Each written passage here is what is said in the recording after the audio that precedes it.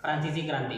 इस video lecture में हम क्लास 9 के फर्स्ट चैप्टर फ्रांसीसी क्रांति का एमसीक्यू क्वेश्चन पढ़ने वाले हैं। ये हमारे वीडियो का पार्ट सेकंड है। आज पार्ट सेकंड है, पार्ट थर्ड में इस वीडियो को पूरा कंप्लीट कर दिया जाएगा।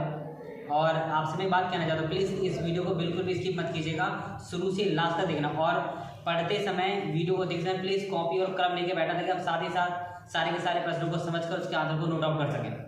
और प्लीज़ आपसे बात और कहना चाहता हूँ, मेरी वीडियो को देखते समय अगर आप नए व्यक्ति देख रहे हो तो प्लीज़ वीडियो को सब्सक्राइब करके ही देखना और साथ ही साथ बेल आइकन को जरूर दबा देना ताकि आने वाली अपडेट आपको टाइम मिलती रहे। तो चलिए स्टार्ट करते हैं। क्वेश्चन नंबर पहला देखिए, पहला क्वेश्चन है पादरी वर्ग। पादरी वर्ग किस स्टेट के अंदर, पादरी जो वर्ग था वह किस स्टेट के अंदर शामिल था? अंदर मतलब अंतर का तय करता था। आपके पास में 4 स्टेट, पहला देखिए प्रथम, द्वितीय, तृतीय और चतुर्थ। ठीक है, ये 4 स्टेट थे। ऐसा कौन सा स्टेट था जिसके अंदर पादरी वर्ग को शामिल किया जाता था? तो देखिए इसका जो आंसर होगा वो होगा पादरी वर्ग। कौन सा वर्ग? पादरी वर्ग। ध्यान देना, आपके पास इसका जो आंसर है वो है answer first part. Question number second की ओर केयरफुली देखना। अगला क्वेश्चन है बच्चे, द्वितीय स्टेट में कौन लोग शामिल थे? ऐसे कौन कौन से लोग थे जिनको द्वितीय स्टेट में शामिल किया जाता था? आपके पास 4 ऑप्शन है। चलिए देखते हैं कौन कौन से ऑप्शन है। देखो जरा केयरफुली। पहला है बच्चों पादरी वर्ग, कुलीन वर्ग, व्यापारी और किसान। इन चारों में से ऐसा कौन सा वर्ग था जो कि द्वितीय स्टेट में शामिल किया जाता था? तो मैं आपको बताना चाहूँगा बच्चे, ऐसा एक ही स्टेट था जिसे आप कह सकते हो बच्चे कुलीन वर्ग। कुलीन वर्ग को द्वितीय स्टेट में शामिल किया जाता। अब बच्चों में स्टार्ट करने वाले हैं क्वेश्चन नंबर थर्ड। केयरफुली देखना जरा ध्यान से। क्वेश्चन नंबर थर्ड में क्या है?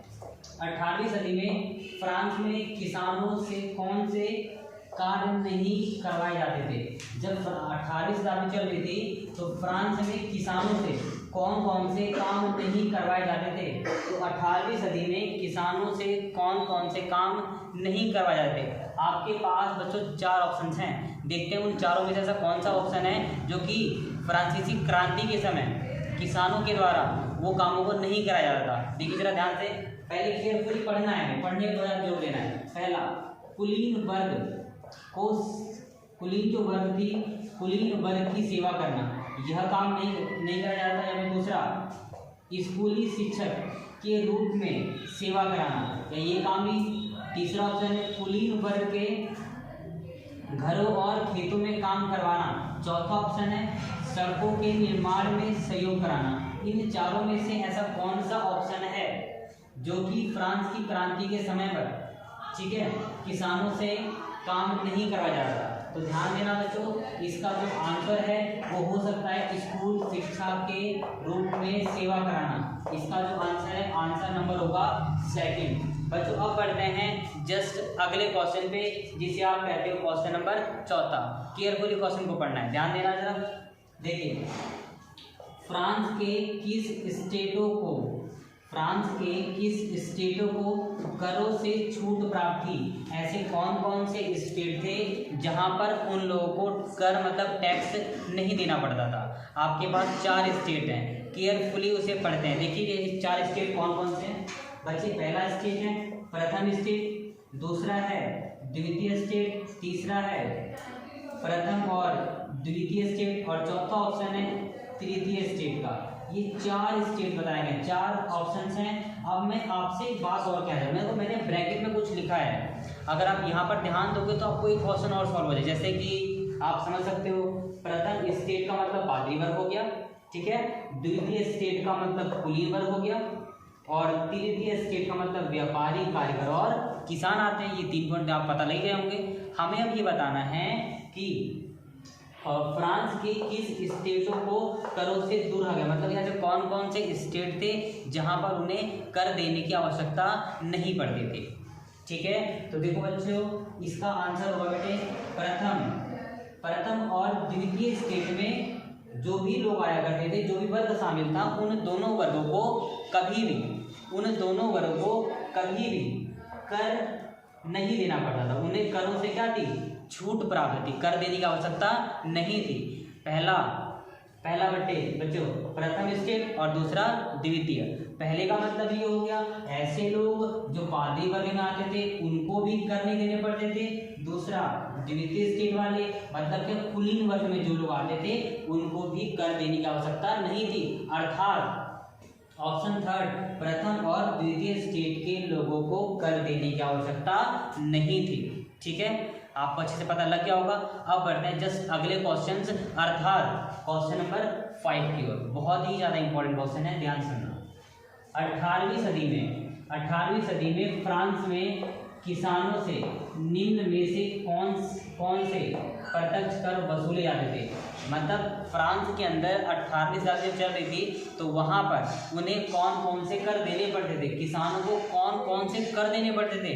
बेटे कर भी अलग अलग प्रकार के हुआ करते थे, तो ध्यान देना 18वीं सदी में किसान फ्रांसीसी जितने भी शासकर्ता थे उन्हें कौन कौन से कर दिया करते। ध्यान देना, ऑप्शन 4 है आपके पास।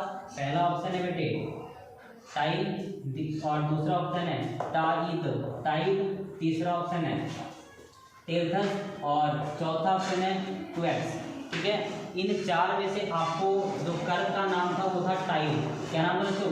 टाइड जो टैक्स था वह किसानों को पे करना पड़ता था। चलिए अब बढ़ते हैं जस्ट अगले क्वेश्चन की ओर अर्थात क्वेश्चन नंबर 6 की ओर। केयरफुली सुनना, सबसे ज़्यादा महत्वपूर्ण प्रश्न आप इसे कह सकते हो। मानो ना मानो लेकिन ये है तो मानना तो पड़ेगा ना। ध्यान सुनना, ऐसा पहला क्वेश्चन है इसमें से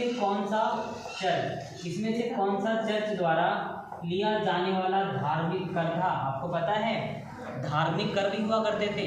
अब हमें पहचानना है कि कौन सा कर धार्मिक था जो कि देना पड़ता था। ध्यान देना, पहला एक का नाम है टाइल, तीसरे का लिब्रे और एक है एस्टेट। क्या पता कुछ करके नाम हो, क्या पता कुछ अलग चीज़ें हो, हमें तो इनको पहचानना है वो कौन सा कर था जो धार्मिक कर था। धार्मिक कर कौन सा था? तो ध्यान देना बच्चों, इसका जो आंसर होगा टाइड। क्या बेटे? टाइड जो कर था वो धार्मिक कर माना जाता। तो धार्मिक की वजह जितने भी कर दिए जाते थे वो कौन सा था? टाइड। अब बढ़ते हैं जस्ट अगले क्वेश्चन की ओर। केयरफुली सुनना जरा ध्यान से। 1789 ईसा में जब फ्रांस में क्रांति हुई थी, आपको पता है ना फ्रांस की जो क्रांति थी बहुत फेमस क्रांति थी, 1789 में हुई थी। जब उस समय क्रांति हुई थी तो उस समय फ्रांस की जनसंख्या कितनी थी? जब फ्रांस की क्रांति हुई थी तो उस समय फ्रांस की जनसंख्या कितनी रही होगी? तो ध्यान सुनो बेटे, वहाँ की जनसंख्या थी, ऑप्शन है आपके पास। ऑप्शन है 90 लाख, 1.5 करोड़, 2.3 करोड़ और 2.8 करोड़। ठोक कर कहता हूँ सीना सबसे ज़्यादा वाला आंसर होगा। आप देख सकते हो चारों ऑप्शन में 2.8 करोड़ जनसंख्या थी। वहाँ कितनी थी? 2.8 करोड़। आई बात समझ में? जस्ट अगला क्वेश्चन करते हैं, देखो जरा ध्यान से। नाम है 2 ट्रीटाइजेस, ठीक है, 2 ट्रीटाइजेस ऑफ गवर्नमेंट के रचनाकार कौन थे? है ना, जो ये था उसे किसने लिखा था? आपके पास 4 ऑप्शन हैं। ऑप्शन नंबर पहला रूसो, ऑप्शन नंबर तीसरा मॉन्टेस्क्यू, चौथा जॉन लॉक, तीसरा जॉन लॉक और चौथा वोल्टेयर। तो ध्यान देना बच्चों, इसका जो आंसर है वो है आंसर नंबर 3 जॉन लॉक। ठीक है, तो इसकी रचना जो करी थी किसने करी थी? जॉन लॉक ने करी थी। बच्चों अब करते हैं जस्ट अगला क्वेश्चन अर्थात क्वेश्चन नंबर 9। मैं आपसे एक बात क्लियर कर देना चाहूँगा बच्चों, ये भी एक क्वेश्चन इंपॉर्टेंट प्रश्नों में से ही है। ठीक है, चलिए पढ़ते हैं ध्यान से। देखो नाम है गिलोटीन, बहुत ही ज़्यादा इंपॉर्टेंट है। गिलोटीन क्या था? गिलोटीन क्या था?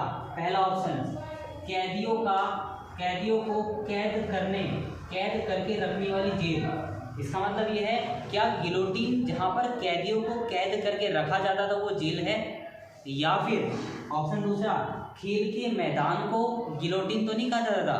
ऑप्शन नंबर तीसरा भी आपके पास, देखो जरा ध्यान से, सिर धड़ से अलग करने वाली मशीन। क्या फ्रांसीसी जितने भी शासक करता थे, जो जेल के ऑनर थे, उनके पास एक ऐसी मशीन थी जिससे वह कैदियों के सर को धड़ से अलग कर दिया करते थे? क्या वो इसका नाम भी हो सकता है? आपको विचार करके बताना पड़ेगा। देखिए समय नहीं है, मैं आपको बताता हूँ। ध्यान देना, प्रश्न क्या पूछा है कि गिलोटिन क्या था। पहला ऑप्शन बताया गया कैदियों को कैद करके रखने वाली जेल थी, या फिर कोई खेल का मैदान, या फिर कोई ऐसी मशीनरी जिसके द्वारा किसी भी व्यक्ति का सर को धड़ से अलग कर दिया, अर्थात गर्दन को काट देना। इन तीनों में से ऑप्शन कौन सा हो सकता है? तो इसका आंसर होगा बेटे थर्ड, सर को धड़ से अलग कर देने वाली मशीन, मतलब पार्ट नंबर थर्ड इसका आंसर है। ठीक है, ये जो वीडियो बेटे यहीं पर खत्म होता है। मैं आपसे एक बात और कहना चाहता हूँ, देखना इस चैप्टर का पार्ट थर्ड आएगा, उस पार्ट थर्ड में कंप्लीट इस वीडियो को खत्म कर दिया जाएगा। और ध्यान देना, मैंने कुछ क्वेश्चनों को बताने वाला हूँ जो कि इन 8 या 9 क्वेश्चन जितने भी हैं इनमें से सबसे ज़्यादा इम्पोर्टेंट क्वेश्चन है। आपको पता होना चाहिए बच्चों, हमें कम से कम पढ़ के अच्छे से अच्छे मार्क्स लाने होते हैं। इस बात पर बहुत ज़्यादा फोकस देना बहुत ज़रूरी है। तो एक बार देख लीजिए कौन कौन से बहुत ही ज़्यादा महत्वपूर्ण क्वेश्चन है। पहला बच्चों, पहला, तीसरा, चौथा, छठा और 9वां, ये ऐसे क्वेश्चन हैं जो कि इन सभी प्रश्नों में से बहुत ज़्यादा इम्पोर्टेंट है। मैं यहीं पर अपनी वाणी को समाप्त करता हूँ। बहुत बहुत धन्यवाद मेरी वीडियो को शुरू से लास्ट तक देखने के लिए।